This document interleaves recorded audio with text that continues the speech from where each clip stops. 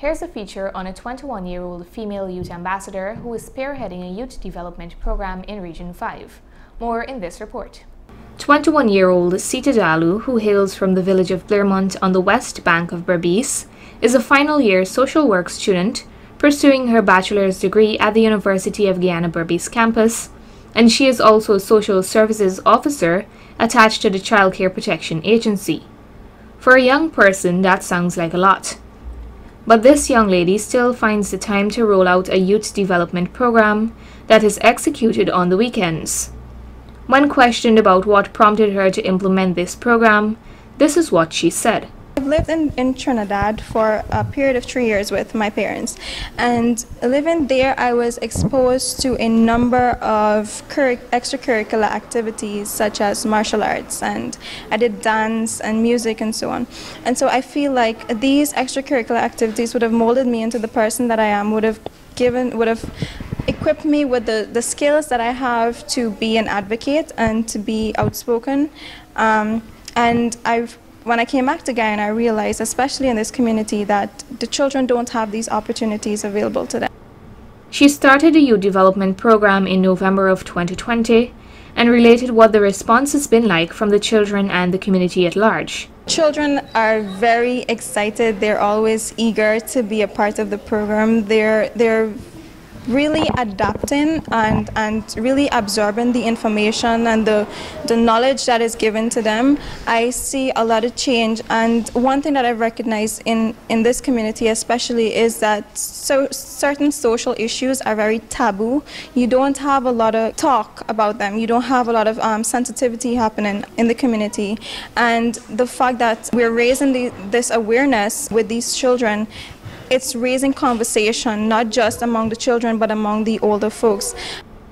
Some of the activities that are done during the program include yoga, which is something that I would teach. We have sewing and knitting done by Mrs. Ruby Baksh. We also engage the children in sports and activities such as volleyball and cricket.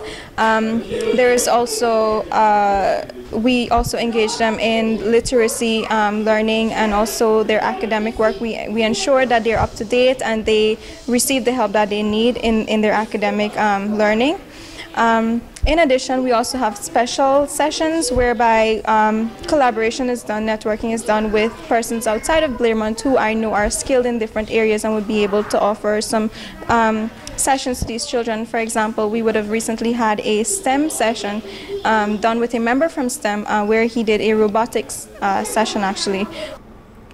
The program is not receiving funding from any non-governmental nor governmental organizations.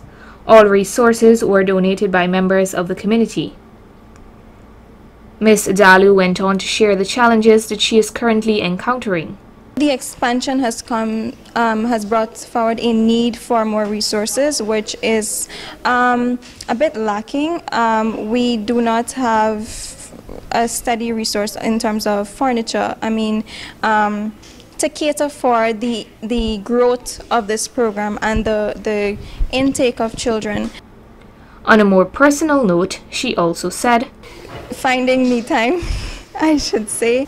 I've been so invested in working with these children that sometimes I lose track of finding time for myself, and that has been a challenge that I've been trying to overcome. When she's not at work or in an online class, what can we find Ms. Dalloo doing? My spare time is usually on the weekends because with my job and studies, my weekdays are usually occupied. And during my weekends, on Saturdays and Sundays, I spend most of my time with the children. And I feel like I consider it one of my hobbies as not so much as work. Because working with the children have been therapeutic for me. It has helped me become a better person. So I would consider working with these children a part of my pastime. But aside from that, you can also find me reading books very often. I'm a book nerd, and I also would watch shows on Netflix and so on.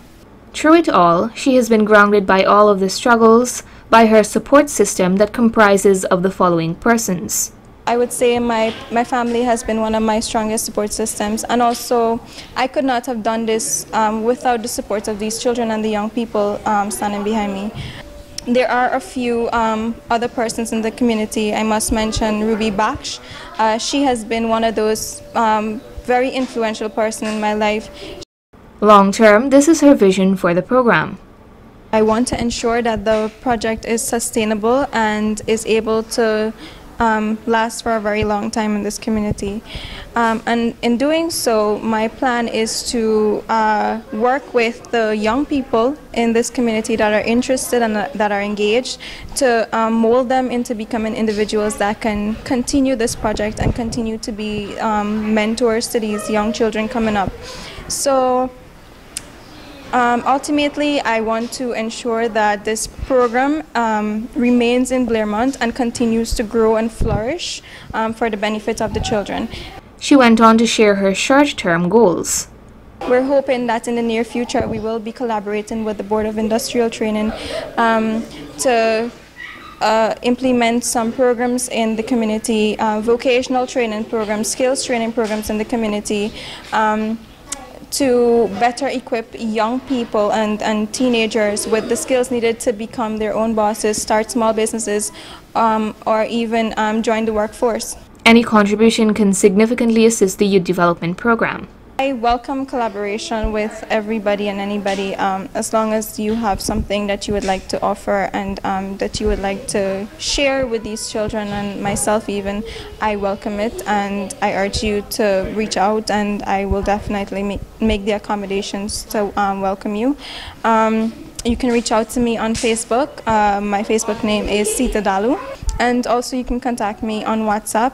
The number is 630-9112. I can be reached on any of these platforms, and I welcome and urge you all to reach out and let's work together. Narima Ali, Channel 8 News.